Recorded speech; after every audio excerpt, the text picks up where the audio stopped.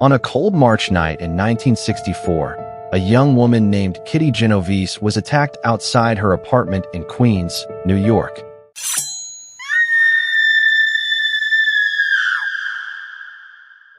For 30 minutes, she screamed for her life. 38 of her neighbors heard her. Some even watched from their windows. Not one person stepped outside. Not one person called the police until it was too late. You probably think you're a good person. You think that if you saw someone drowning or being attacked, you'd be the hero. But science says you're wrong. In fact, the more people there are around you, the less likely you are to survive. Today, on EDITH Mind, we explore the bystander effect, the terrifying psychological glitch that turns crowds into cold-blooded witnesses. We're going to look at the experiments that prove safety in numbers is a deadly lie. Critics often say the Kitty Genovese case was a product of old New York apathy, but history repeated itself in a much more brutal way. In 1995, in Detroit, a woman named EDITH Mind was involved in a minor traffic accident on the Belle Isle Bridge. The other driver, a man much larger than her, dragged her out of her car and began to brutally beat her in the middle of the bridge. There were dozens of people watching. People in their cars stopped. People on the sidewalk looking. Some even pulled out cameras to take pictures. For minutes, she was beaten while a crowd formed a circle of silence. Desperate to escape, she jumped off the bridge into the dark water below. She didn't survive.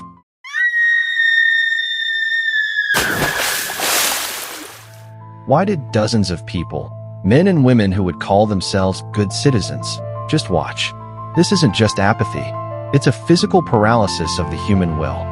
After Kitty's murder, psychologists Bibb Lawtain and John Darley brought this into the lab. They proved that when you are alone and see an emergency, you help 75% of the time. But when you are in a group, that number drops to nearly zero. They ran another experiment, the seizure study.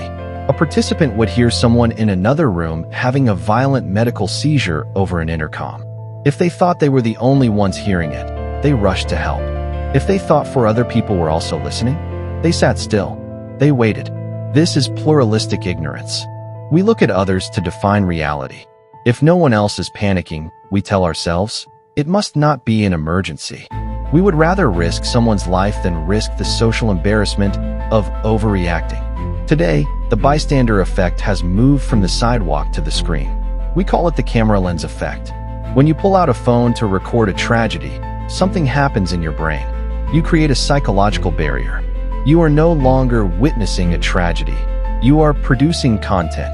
The lens makes the event feel like a movie, disconnecting your amygdala from the reality of the situation. We see this every day. People filming a drowning man instead of jumping in. People recording a school bullying incident instead of intervening.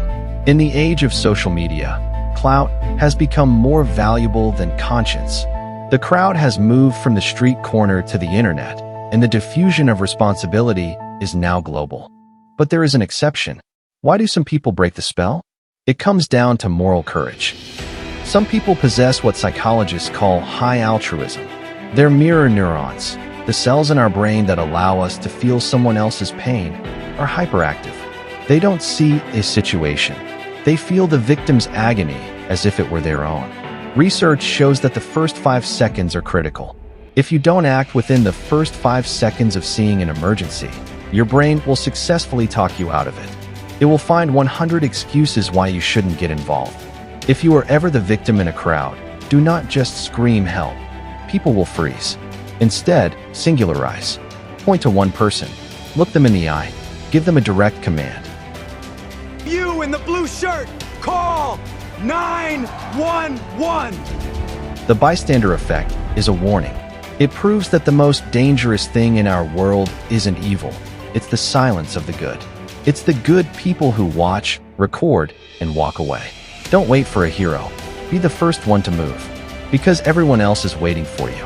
If you want to understand the dark forces that control human behavior, subscribe to EDITH Mind. Awareness is the only way to stay human. Stay aware. Stay intelligent.